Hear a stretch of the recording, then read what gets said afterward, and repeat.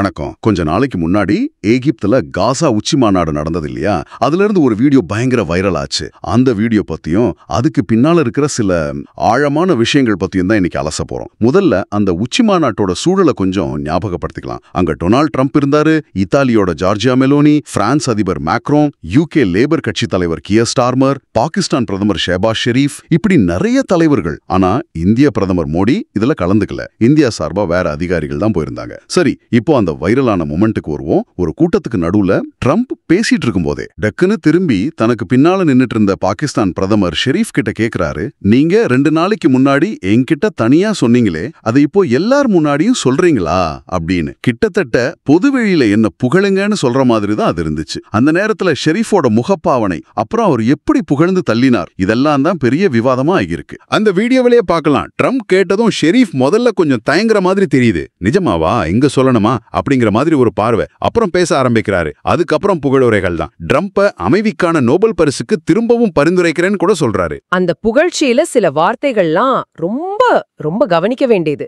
மாபெரும் ஜனாதிபதி, great president, மிகவும் உண்மையான மற்றும் அற்புதமான வேட்பாளர், most genuine and most wonderful candidate, அப்புறம் மில்லியன் கணக்கான மக்களை காப்பாற்றியவர், சேவ்ட் மில்லியன்ஸ் ஆஃப் பீப்புள், தொலைநோக்கு பார்வை கொண்ட தலைமை, விஷனரி லீடர்ஷிப், இந்த உலகிற்கு இந்த நேரத்தில் மிகவும் தேவைப்படும் மனிதர், the man this world needed most at this point in time. ஏன் 7 போர்களை நிறுத்தியவர், ஸ்டாப்ட் 7 வார்ஸ் அப்படின்லாம் சொல்றாரு. இன்னும் ஒரு படி மேல போய் இந்த மனுஷன் இல்லன்னா இந்தியாவுக்கும் பாகிஸ்தானுக்கும் நடுவுல அணு ஆயுத போரே வந்திருக்கும். இந்த மாதிரி ரொம்ப மிகையான மொழி, அதுவும் ஒரு இன்டர்நேஷனல் ஸ்டேஜ்ல எதை காட்டுது? ஷெரீப் பேசி முடிச்சதும் ட்ரம்பே வாவ், நான் இதை எதிர்பார்க்கல, wow, I didn't expect that அப்படின்னு ஆச்சரியப்பட்டாராம். ஆமா, அந்த வார்த்தைகள் கேட்கறதுக்கே ரொம்ப அதிகப்படியா இருக்கு. அதே வீடியோல பக்கத்துல நின்ன மற்ற தலைவர்கள், குறிப்பா இத்தாலியோட ஜார்ஜியா மெலோனி, யூகேவின் கியர் ஸ்டார்மர், அவங்க முகத்துல ஒரு திகைப்பு தெரியுது. இல்லனா ஒரு மாதிரி என்னடா இது நடக்குதுன்னு பாக்குற மாதிரி ஒரு பார்வை. மத்த தலைவர்களோட ரியாக்ஷனை பார்க்கும்போது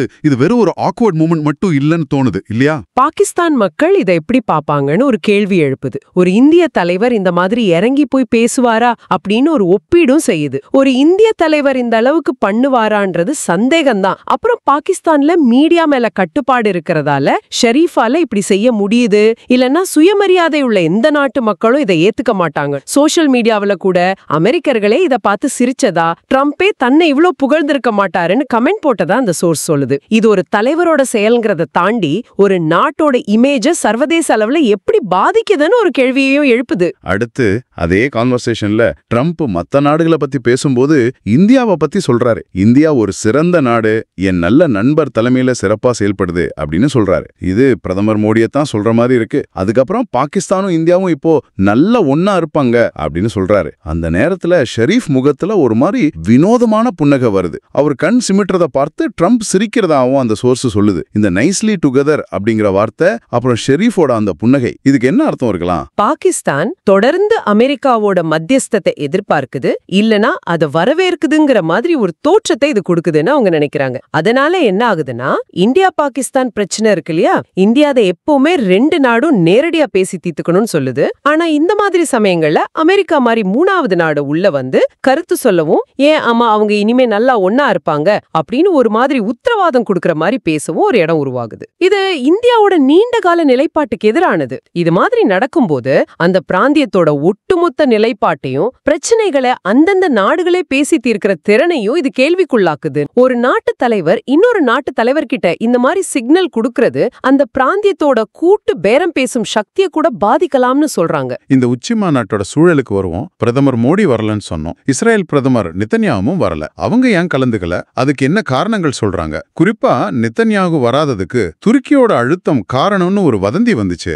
ஆமா, சில அரபு நியூஸ் ஏஜென்சிஸ் அப்படி சொன்னாலும் அப்புறமா டைம்ஸ் ஆஃப் இஸ்ரேல் மாதிரி மீடியா இஸ்ரேல் அரசாங்க வட்டாரத்தை மேற்கோள் காட்டி அதுக்கும் துருக்கிக்கும் சம்பந்தம் இல்லன்னு சொன்னதா அந்த சோர்ஸ் சொல்லுது. நெத்தன்யாகு வராததுக்கு அபிஷியல் காரணம் யூதர்களோட விடுமுறை நாள்னு சொன்னாங்களாம். ஆனா உண்மையில அவருக்கு இந்த மாநாட்டுல கலந்துக்க அவ்வளவா ஆர்வம் இல்லங்கிறது தான் ராய்ட்டர்ஸ் கூட ஒரு அவர் வரமாட்டாருன்னு முன்னாடியே சொல்லியிருந்தாங்க. சரி, அப்ப இந்த உச்சி மாநாட்டோட உண்மையான நோக்கம் என்னவா இருந்துச்சு? இந்த மாநாடு ஒரு நீடித்த அமைதிக்கான வழிகளை உருவாக்குறத விட ட்ரம்போட பிரசன்ஸ காட்டுறதுக்கும் அவரை புகழ்றதுக்கும் தான் அதிக முக்கியத்துவம் கொடுத்த மாதிரி இருக்குதுன்னு சொல்றாங்க. தலைவர்கள் வந்தாங்க, சில பேர் புகழ்ந்தாங்க, போயிட்டாங்க. இதுதான் நடந்திருக்கு. பிரான்ஸ், இத்தாலி தலைவர்கள்லாம் அங்க இருந்தது கூட ட்ரம்ப் கூப்பிட்டா அவங்க வரணும், அவர் முன்னாடி நிக்கணுங்கிற ஒரு சூழலை காட்டுறதா. ஆனா ஷெரீஃப் அளவுக்கு அவங்க யாரும் இறங்கி போய் பேசல. அவங்க கிட்ட இன்னும் கொஞ்சம் கண்ணியம் பாக்கி இருக்கு அப்படின்னு ஒரு ஒப்பீடாவும் அந்த சோர்ஸ் சொல்லுது. இது சர்வதேச அரசியல் களத்துல அதிகார சமநிலை எப்படி இருக்கு, சில தலைவர்கள் எப்படி நடந்துக்கிறாங்கன்னு காட்டுது. இந்த மாநாட்டையொட்டி ஒரு போர் நிறுத்தம் பத்தியும் பேசினாங்க இல்லையா? அது எந்த அளவுக்கு உறுதியா இருந்துச்சு? போர் நிறுத்தம் அறிவிச்ச கொஞ்ச நேரத்திலேயே இஸ்ரேல் படைகள் காசாவுல 5 பாலஸ்தீனர்களை கொன்னுட்டாங்க. இது போர் நிறுத்தத்தோட நம்பகத்தன்மையும் அந்த உச்சி மாநாட்டோட உண்மையான பயனையும் அப்பவே கேள்விக்குள்ளாக்கிருச்சு. போர் நிறுத்தம் அறிவிச்ச உடனே இப்படி நடந்திருக்குன்னா இந்த மாநாட்டோட செயல்திறனை பத்தி என்ன சொல்றது? இஸ்ரேல் கொஞ்சம் டேங்கு, கவச வாகனங்களை மட்டும்தான் பின்னாடி எடுத்தாங்களாம். வீரர்கள் இன்னும் பல இடங்கள்ல நின்னுட்டு தான் இருந்தாங்களாம். இது உண்மையிலே போர் நிறுத்தத்துல ஆர்வம் இல்லைங்கிறத காட்டுதுன்னு அவங்க வாதிடுறாங்க. இந்த போர் நிறுத்தம் ரொம்ப நாளைக்கு நீடிக்காதுன்னு ட்ரம்ப் நினைச்சா இஸ்ரேல் மேல அழுத்தம் கொடுக்கலாம். ஆனா அவர் அதை செய்வாரா இல்ல செய்ய முடியுமாங்கிறது சந்தேகம்தான். அதனால இன்னும் கொஞ்ச மாசத்துல காசா நிலைமை திரும்பவும் மோசமாகலாம்னு அந்த சோர்ஸ் யோகிக்கிறாங்க.